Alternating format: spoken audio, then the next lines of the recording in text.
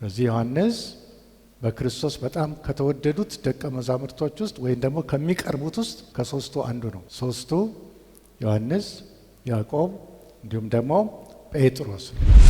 እነዚህ ዓለማት እግዚአብሔር የፈጠራቸው ፕላኔቶች፣ ከዋክብት በሙሉ ከነጭ ዙፋን ፍርድ በኋላ ይጠፋል። መላእክትም ቢሆኑ ሰዎችም ከክርስቶስ ጋር አናስተካክልም። ስለዚህ ኢየሱስ ክርስቶስን አድምቆ የሚያሳይ መጽሐፍ ዮሐንስ ራእይ። ስለዚህ ኢየሱስ ክርስቶስ ሲመጣ የሚመጣባቸው የሚመጣላቸው። አሁን ግን መጨረሻ ሲመጣ ምንድነው እሱ የሚመጣው? በፈረስ ይላል። ዮሐንስ ራእይ 19 ላይ እንመለከተዋለን ስንደርስ በፈረስ። ዛሬ እንደ ፍጥሞ አይነት እስር ቤት ውስጥ ያለን ሰዎች በተለያየ ነገር የታሰር ምን አለው ኢየሱስ ክርስቶስ? ቁልፍ፣ የሞትና የሲኦል ቁልፍ። ክፍለ ሀገር ውስጥም ጥንት ጊዜ ብዙ አዲስ እምነት ተብሎ ሲጀመር ሙሉ ወንጌል ብዙ ስቃይ ደርሶባቸዋል። በተለይ ግን እግዚአብሔር አንዳንድ ሰዎችን እያስነሳ ሲከላከል እንደነበረ እናስታውሳለን። ብዙዎች ሰማዕታት ኢትዮጵያ ውስጥ በተለይ ሐረርጌ ክፍለ ሀገር ውስጥም ከኢትዮጵያ የመንፈስ ቅዱስ እንቅስቃሴ ጋር በተያያዘ ብዙዎች ብዙ ዋጋ ከፍለዋል። ለምሳሌ ዳንኤል ምዕራፍ 9 ከቁጥር 7 እስከ 8 ያለውን እንመለከታለን። ራእይ ምዕራፍ 9 ከቁጥር 7 እስከ 8 በዳንኤል ዘመን እስራኤላውያኖች እግዚአብሔርን በጣም በድለው ስለነበረ ዳንኤል 70 ዓመት እስራኤል ትገዛበታለች የተባለው ዓመት ሲፈጸም ጾም ጸሎት ያደረገው ሃሌሉያ እያለ መዝሙር አልዘመረም። እግዚአብሔር ፊት ንስሐን የገባው ዮሐንስ ዳንኤል ምዕራፍ 9 ቁጥር 7 እና 8ን እናሰማዋለን። ጌታ ሆይ ጽድቅ ለአንተ ነው፣ እንደ ዛሬም ለእኛ ለአይሁድ ሰዎችና በኢየሩሳሌም ለሚቀመጡ ለእስራኤልም ሁሉ በቅርብና በሩቅም ላሉት አንተን በበደሉበት በበደላቸው ምክንያት በበተንህበት አገር ሁሉ የፊት እፍረት ነው። ጌታ ሆይ በአንተ ላይ ኃጢአት ስለሰራን ለእኛና ለነገስታቶቻችን ለአለቆቻችንና ለአባቶቻችንም የፊት እፍረት ነው። የፊት እፍረት ነው ይላል። እስራኤላዊ የሆነው መገኘት በዛን ጊዜ ወደ ናቡከደነጾር አግዟቸዋል ወደ ሀገሩ። በሄዱበት ቦታ ሁሉ እስራኤላውያኖች ምን ነበሩ? የፊት እፍረት ይላል። ኢትዮጵያዊነትም ዛሬ የፊት እፍረት የሆነበት ጊዜ ነው። የፊት እፍረት ሰዎች ኢትዮጵያኖችን ሲያዩ የሚናገሯቸው ነገሮች አሉ። አንድ የኔ ጓደኛ ካናዳ ውስጥ ነው ያለው። ልጁን የኔን ጓደኛ ልጅ አንድ ፈረንጅ ተርበን የመጣ ወዴት ከኢትዮጵያ እናንተ ረሃብተኞች ብሎ ሲሰድበው ያም ልጅ ያው ጥርሱን አውልቆት ፍርድ ቤት ሆኖ ፍርድ ቤትም ቢሆን የሚደላው ለፈረንጆች ነው። ስለዚህ እንደዚህ አይነት ነው የፊት እፍረት። እኛ ከሀገራችን ብዙ ስለማንወጣ የኢትዮጵያ ሕዝብ በፊትም ኩሩ ስለሆነ እንደዚህ አይነቱ ነገሮች የተለመዱ አይደሉም፣ ግን የፊት እፍረት ነው። ስለዚህ መርገም ሆኖ ይሄዳል። የክርስቲያኖች ደም መፍሰስ፣ የሌሎችም ንጹሐን ደም መፍሰስ በአንድ ሀገር ውስጥ ምን ያስከትላል? ረሃብ። ኢትዮጵያ በጣም የተራበች ሀገር፣ በአፍሪካ ውስጥ የታወቀች ባለጸጋ ለም የነበረች ሀገር፣ ዛሬ ግን ረሃብ ያልተለያት ረሃብ። ዋጋ ጨምሯል። ዋጋ መጨመር ራሱ በራሱ ምንድነው? እሱ ረሃብ ነው። ከረሃብም ውጪ ጦርነትንም ያመጣል። የደም መርገም ጦርነትን ያመጣል። ጦርነት ኢትዮጵያ ሰላሟ ድሮ ሰላሟ በጣም የተጠበቀች ሀገር ዛሬ ሰላም ከኢትዮጵያ ያረቀበት ሁኔታ ነው ያለው። እንደገናም ቸነፈር፣ ተላላፊ በሽታ እንደ ኮሮና፣ ሌሎችም በሽታዎች እንዲህም አይነቶች የደም መርገም ውጤቶች ናቸው ለማለት ነው። ስለዚህ ደም ሁልጊዜ ዋጋ ያስከፍላል። እኛ ሀገር ደግሞ እንደገና በውርጃ ከዓለም ውስጥ ማዕረግ ውስጥ የገባን ሀገሮች ናት። ቶፕ ከሆኑት ሀገሮች ውስጥ ውርጃ የሚካሄድበት ሀገር ነው። ምንም ማድረግ የማይችል ሕፃንን መግደል፣ ይህም መርገም ነው።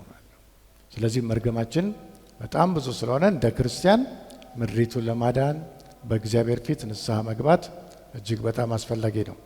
በሌላም በኩል ደግሞ ስናይ እስራኤላውያኖችን እግዚአብሔር ለአብርሃም ሲነግረው የሚረግሙህን እረግማለሁ፣ የሚባርኩህን እባርካለሁ አለ።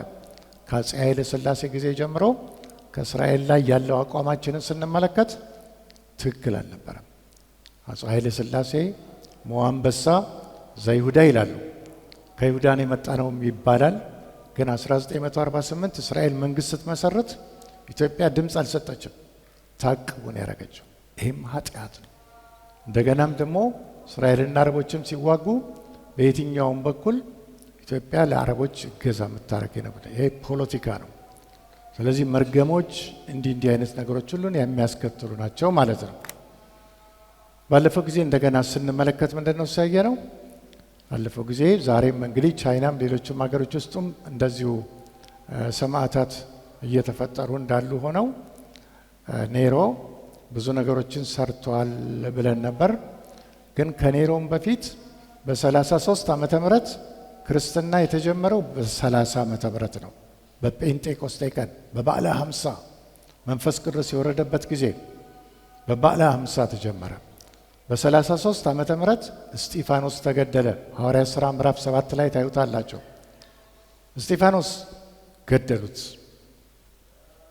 እስጢፋኖስ የተገደለው የእግዚአብሔር ሰው የነበረ ነው።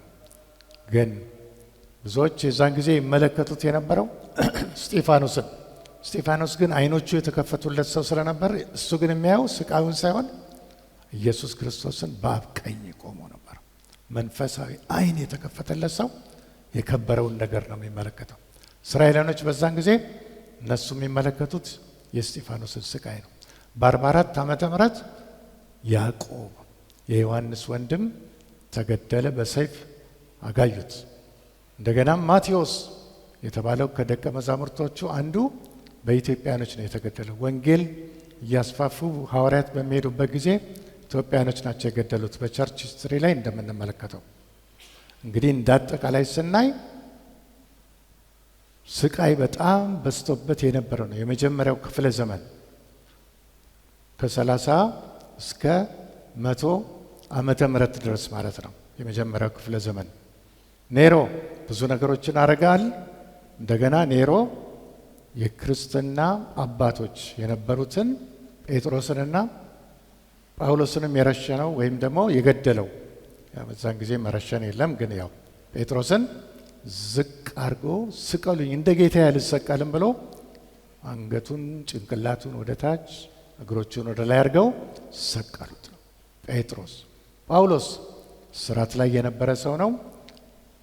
ይግባኝ ብሎ የነበረው ሲታሰር ለመመስከር ነው። ወደ ቄሳር ይግባኝ ያለው ለቄሳር ለመመስከር ነው። ለኔሮ መስክሮ የሞተ ሰው ነው።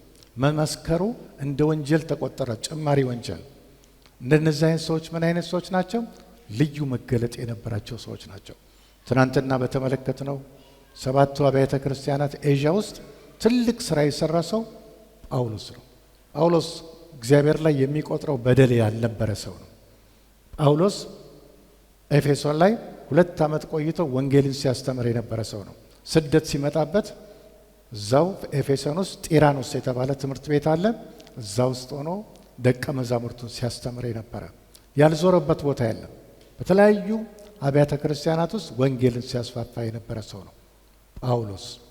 እንደዚህ አይነት መገለጥ ያለው ሰው ለየት ያለ ነው። ሰማያዊ ምስጢርም የተገለጠለት ሰው ነበር። እስከ 3ኛ ሰማይ የሄደ ሰው። ለሐዋርያት ያልተገለጠላቸው የቤተ ክርስቲያን ምስጢር ለጳውሎስ የተገለጠለት ነበር ጳውሎስ። ስለዚህ በዘመኑ ሁሉ ክርስቶስን ከተቀበለ በኋላ ለእግዚአብሔር ዓላማ የሞተ ሰው ነበር ነው ያለው። ከዚህ ውጭ ባለፈው ጊዜ የተመለከትነው ምንድነው? እሱ ከኔሮ ጊዜ ብዙዎች ሰማዕታት የሆኑት ሮም ውስጥ ነው። ከተማይቱን ኔሮ አቃጥሎ ምን አለ? ከተማይቱን ያቃጠሉት ክርስቲያኖች ናቸው አለ። እሱ ግን ተራራ ላይ ሆኖ ከተማይቱ ስትቃጠል ይዘፍን ነበር። ግን 9 ቀን የተቃጠለች ከተማ ብዙ ሰዎች አለቁ። እንደገና ደግሞ ለዚህ ምክንያቶች ናቸው ያላቸውን ክርስቲያኖች ወስደው በእሳት አቃጠላቸው፣ ለአናብስት ሰጣቸው። ቀጥሎ ኃይለኛ ስደት የመጣው ዶሚሽን የተባለው ሰው የሮማ ንጉሥ ነው። ይሄ ደግሞ ሮም ውስጥ ብቻ ሳይሆን በዓለም አቀፍ ደረጃ ክርስቲያኖችን የጨፈጨፈ ሰው ነው። እንዳጠቃላይ 40,000 ሰዎች ያህል ጨርሷል። በሮም ግዛት ውስጥ እስራኤላውያኖችን አይወዳቸውም። አይሁዶችን የዳዊት ዘር ይላቸዋል። እነሱንም ገሏል። ወንድሙንም ጭምር የገደለ ሰው ነው። የፓርላማ አባላቶችን የገደለ ዶሚሽን የነበረው አምልኮ በሱ ዘመን ምንድነው? እሱ ቄሳር ዶሚሽን አምላክና ጌታ ነው የሚል ነው። ማንኛውም ሰው ዕጣን እያጨሰ ገበያም ሲሄድ ቄሳር ጌታ ነው ካላለ እርምጃ ይወሰድበታል። በሱ ዘመን ብዙ ሀብታሞች አሉ ብለን ነበር። ጥቂቶች ግን ደግሞ ክርስቲያኖች፣ ጥቂቶች ሀብታሞች አሉ፣ ግን አብዛኛው ክርስቲያኖች ድሆች ነበሩ። ስለዚህ ክርስትና በሕግ የተከለከለ ነው። ሌሎች ቤተ እምነቶች ሲፈቀድላቸው ክርስትና ግን አይፈቀድለትም ነበር። ስለዚህ ከፍተኛ ስደት የነበረበት ጊዜ ነው። በዶሚሽን ጊዜ ይሄ ሰው ነው የገደለው ብለናል፣ ማለት ያሰረው ብለናል። ዮሐንስ ቄሳር ጌታ ነው አልልም በማለቱ በበርሜል ዘይት ተፈልቶ እዛ ውስጥ ተጨምሮ እግዚአብሔር ግን በተአምራት ያዳነው ሰው ነው ብለናል። ከውሃ ከዘይቱ ወጣ። ቀጥሎ ግን ሊገለው እንደማይችል ዶሚሽን ሲገነዘብ ፍጥሞ በምትባል ደሴት ውስጥ አሰረው። ፍጥሞ ፓትመስ ይሏታል በግሪክ። ከኤፌሶን 60 ማይልስ ላይ ርቀት ላይ የምትገኝ ነች። ዛሬ ቱሪስቶች በጣም ይጎበኟታል። እሱ ታስሮ የነበረው ዋሻ ውስጥ ነው። ፍጥሞ በጣም እባብ የበዛባት ትልልቅ ወንጀለኞች የሚታሰሩባት ቦታ ነች። ፍጥሞ እንደገና ስንመለከት ቋጥኝ የበዛባት በጣም ሞቃት የሆነች ቦታ ነበረች። እንደገና በዚች ደሴት ውስጥ እምነ በረድ ለቤተ መቅደስ መስሪያ እየተባለ የሚቆፈርባት ቦታ ነች። ከሰል የሚቆፈርባት ቦታ ነች። ዮሐንስ በስተርጅናው እዚህ ቦታ ላይ አስሮት እንደ ሌሎች ወንጀለኞች ከሰል ይቆፍር ነበር፣ እምነ በረድ ይቆፍር ነበር። ስለዚህ ዮሐንስ በክርስቶስ በጣም ከተወደዱት ደቀ መዛሙርቶች ውስጥ ወይም ደግሞ ከሚቀርቡት ውስጥ ከሶስቱ አንዱ ነው። ሶስቱ ዮሐንስ፣ ያዕቆብ እንዲሁም ደግሞ ጴጥሮስ ነው። ሶስቱ በጣም ወደ ክርስቶስ የሚቀርቡ ናቸው። የዮሐንስና የያዕቆብ አባትና እናትን ስንመለከት ሻል ያለ ኑሮ የነበራቸው ናቸው።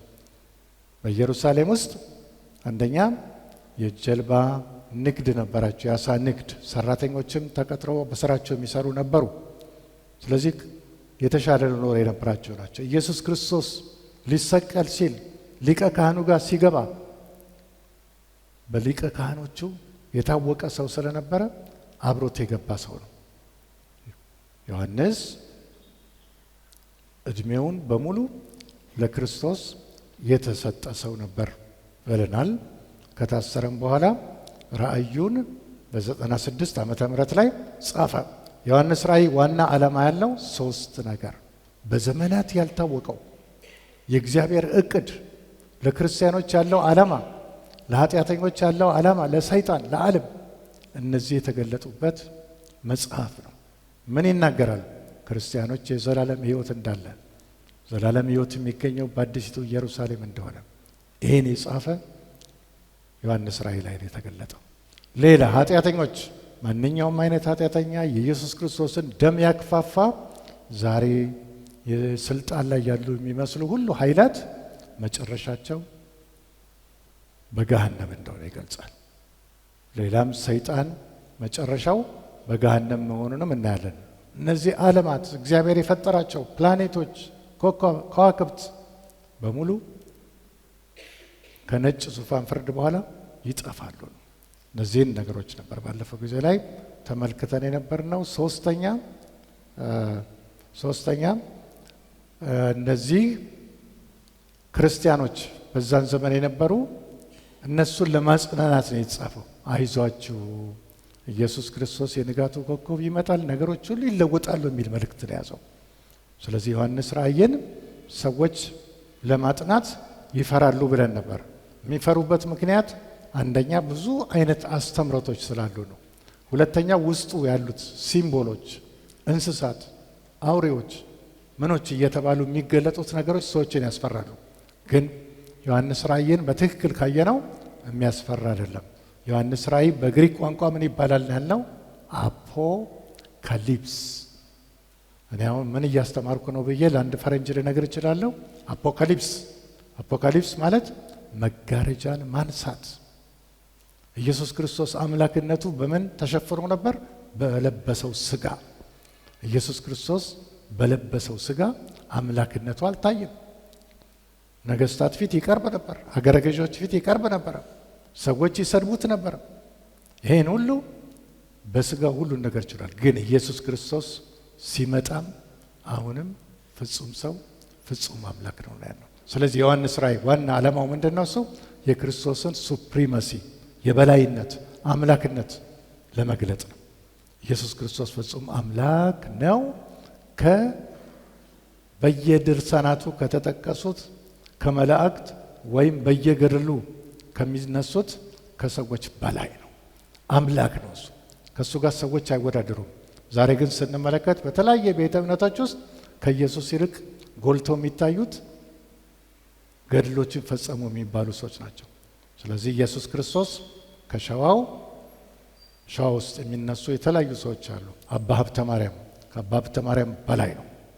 ሰዎች ግን ባለማወቅ አባ ሀብተ ማርያም እያሉ አምልኮም ይሰጣሉ። ጊዮርጊስ 7 ጊዜ ተነሳ ይላሉ ከሞት። ግን ጌታ ኢየሱስ ክርስቶስ ጋር የሚስተካከል ኃይል እንደሌለን ያየነው፣ መላእክትም ቢሆኑ ሰዎችም ከክርስቶስ ጋር አናስተካክልም።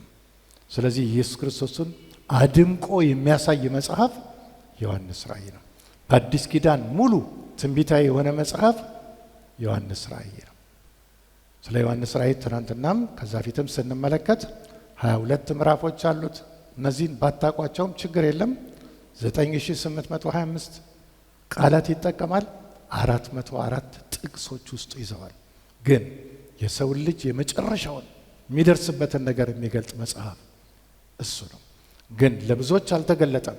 እነ ማርቲን ሉተር፣ ጆን ካልቪን የተለያዩ ሰዎች ያሉ የቤተ ክርስቲያን ሰዎች እነሱ ያልተቀበሉት መጽሐፍ ነው። ስለዚህ ዮሐንስ ራእይ ባይኖር መጽሐፍ ቅዱስ ትርጉም አይኖረው። የመጀመሪያው መጽሐፍ ዘፍጥረት ላይ አዳም ኃጢአት ሰራ፣ ሞተ ተብሎ ያልቅ ነበር።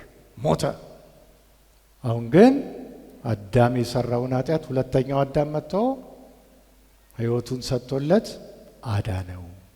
የአዳምም የእኛም በሱ የምናምን የመጨረሻችን የት ነው? በሶስተኛው ሰማይ በኢየሩሳሌም ነው ማለት እንችላለን ማለት ነው። እንደገና ካየናቸው ነጥቦች ውስጥ ዮሐንስ ራእይ በተለይ መጋረጃ መግለጥ ማለት ነው ስንል ምን ማለት ነው? ክርስቶስ ከሞተ በኋላ ስጋው ሲጠፋ አሁን ግን ሲመጣ ወደ መሬት በቅርብ ጊዜ ይመጣል። ሲመጣ ምንድን ነው የሚሆነው? ሲመጣ እጅግ አስፈሪ ሆኖ በማንነቱ ነው የሚመጣው፣ በአምላክነቱ። ስለዚህ ዓለም ሁሉ ያየዋል፣ ፍጥረት ሁሉ ያየዋል ይላል እና መሪ ቃሉ ስንት ነው ያለው? ዮሐንስ ራእይ ምዕራፍ 1 ቁጥር 7 ነው። ዮሐንስ ራእይ ምዕራፍ 1 ቁጥር 7ን ከ8 ጋር ታነብልናለች። ዮሐንስ ራእይ ምዕራፍ 1 ቁጥር 7 እና 8 እነሆ ከደመና ጋር ይመጣል፣ ዓይንም ሁሉ የወጉትም ያዩታል፣ የምድርም ወገኖች ሁሉ ስለ እርሱ ዋይ ዋይ ይላሉ። አዎን አሜን። ያለውና የነበረው የሚመጣውም ሁሉንም የሚገዛ ጌታ አምላክ አልፋና ኦሜጋ እኔ ነኝ ይላል። እና እዚህ ላይ የሚናገረው ምንድን ነው? እሱ እነሆ ከደመና ጋር ይመጣል ይላል። ደመና እነሆን ትናንትና ምን ብለናል? እነሆ የሚለው ቃል ትኩረት ስጡ፣ የማይቀር ነው። በእንግሊዝኛ ኤሚነንት ይሉታል። የማይቀር ነው የኢየሱስ ክርስቶስ ዳግም ምጽአት። ግን እናርጋችሁ ያዙት። እነሆ ከደመና ጋር ይመጣል። ለምን ከደመና? ደመና የእግዚአብሔር ክብር የእግዚአብሔር መገኘት ምሳሌ ነው። ሲሄድ ኢየሱስ ክርስቶስ ከየት ነው ሄደው? በሐዋርያት ሥራ ምዕራፍ 1 ከቁጥር 6-7 ጀምራችሁ ስታዩ ኢየሱስ ክርስቶስ ከደቀ መዛሙርቱ ተለይቶ ሲሄድ በምንድን ነው እሱ ምን ተቀበለችው ይላል? ደመና። ከየት ሄደ? ደብረ ዘይት ተራራ። አሁንም ጌታ ኢየሱስ ክርስቶስ ሲመጣ ወዴት ነው የሚመጣው? ወደ ደብረ ዘይት። ሁላችንም እግዚአብሔር ደግሞ ከረዳን እኛውም በዚህ ጉባኤ ውስጥ ያለን ሁሉ ክርስቶስን አጅበን ወደ መሬት እንመጣለን። ከማጋ ከመላእክት እነ ዳዊት ከነ አብርሃም የክርስቶስ ደም እኩል ስላረገን። ስለዚህ አብረነው እንመጣለን። ዛሬ ኢየሩሳሌም መሄድ የሚፈልጉ ብዙ ሰዎች አሉ። የገንዘብ ግን የለም። የዛን ጊዜ ግን ነጻ ትኬት አለ። ወዴት ነው የምንሄደው? ወደ ኢየሩሳሌም፣ የዓለም ዋና ከተማ ኢየሩሳሌም። ሰማይቱ አይደለችም፣ የምድሯ ነች። የሰማይቱ ምንድን ነች? ጥላ ነች። ስለዚህ ኢየሱስ ክርስቶስ ሲመጣ የሚመጣባቸው የሚመጣላቸው ማለት ሁለት አይነት ሰዎች ያለቅሳሉ። ዓለማውያኖች ዛሬ የሚያሾፉ በክርስቶስ ላይ የሚያላግጡ የእኛ አምላክ ነው ትልቅ የሚሉ እነዛ ሁሉ ምን ይሆናሉ? ያለቅሳሉ ይላል። እግዚአብሔር የለም እያሉ የሚያስተምሩ በደርግ ጊዜ፣ ኮሙኒዝም ጊዜ በአጠቃላይ እግዚአብሔር የለም የሚል ትምህርት ነው ያለው። ያ ሁሉ እነሱ አይነሱም። አሁን ላይ ግን የወጉትም ያዩታል ይላል። ምኖቻቸው ናቸው? ዘሮቻቸው አሉ። አሁን ዛሬ ሮማውያኖች አሉ፣ አያምኑም። አሁንም በክርስቶስ የማያምኑ ያልተቀበሉት አሉ። ስለዚህ እነዚህ ሁሉ ምንድነው እሱ የሚሆኑት? ያዩታል። ተራራዎች ደብቁን የሚሉበት ጊዜ የዛን ጊዜ ነው። ያስፈራል አመጣጡ። ይሄም ጨለማ ጊዜ እንደሚሆን አይተናል። ስለዚህ ዓለም ሁሉ የዛን ጊዜ በሕይወት ያለ ሁሉ ያይዋል። እኛንም ደግሞ ስንመጣ በደመና ሁሉ ያየናል። ቴሌቪዥን አይቀርጽም፣ የዛን ጊዜ የለም። ስለዚህ ኢየሩሳሌም ላይ እንገባለን ያለው። ስለዚህ ኢየሱስ ክርስቶስ እዚህ ጋር መጨረሻ ላይ ምን ይናገራል? ያለው የነበረው የሚመጣው ይላል። ፕሬዘንት፣ ፓስት፣ ፊውቸር፣ ኃላፊ፣ አሁንም ያለ ወደፊትም የሚኖር ኢየሱስ ክርስቶስ ነው የሚለን። ስለዚህ አንዳንድ ቤተ እምነቶች ኢየሱስ ፍጡር ነው እግዚአብሔር አይደለም የሚሉ ይኸው እዚህ ላይ ይወት ሁሉን የሚገዛ ጌታ አምላክ አልፋና ኦሜጋ እኔ ነኝ ይላል። የመጀመሪያውም የመጨረሻውም ክርስቶስ ነው። ስለዚህ ክርስቶስ ፍጹም አምላክ ነው። ፍጹም ሰው ነበር፣ ፍጹም አምላክ ነው። የዛን ጊዜ ሲመጣ እንደምን ሆኖ መጣ? እንደ በግ ለመሰዋት። ዛሬ ግን ሲመጣ እንደምን ይመጣል? እንደ አንበሳ። ድሮ በኢየሩሳሌም ላይ በምን ይጓዝ ነበር? በአህያ በውርንጭላ። ይሄ ውርንጭላ የሚለው ትህትናን ነው የሚያሳየው። ዛሬ በትህትና ክርስቶስን የሚቀበል ሰው ሁሉ ይድናል። አሁን ግን መጨረሻ ሲመጣ ምንድነው እሱ የሚመጣው? በፈረስ ይላል። ዮሐንስ ራእይ 19 ላይ እንመለከተዋለን ስንደርስ። በፈረስ ምን ሊያረግ? ሊዋጋ፣ ጠላቶቹን ሊያጠፋ ይመጣል ነው የሚለው። ስለዚህ ቁጥር 7 ምንድነው እሱ? መሪ ቃል ምን አየን? ዮሐንስ ራእይ ላይ ዋና ሐሳቡ መሪ ቃሉ አሁን ያየነው አረፍተ ነገር ነው። እነሆ ከደመና ጋር ይመጣለሁ። እኔ ደግሞ በሁለት ቃል ብለው ብያችሁ ኢየሱስ ይመጣል። ቺነች በቃ ጠቅላለሁ 9825 ቃላት ባጭሩ ሲሆን ምን ይባላል? ኢየሱስ ይመጣል። ስለዚህ ኢየሱስ ክርስቶስ ምድር ላይ ይነግሳል።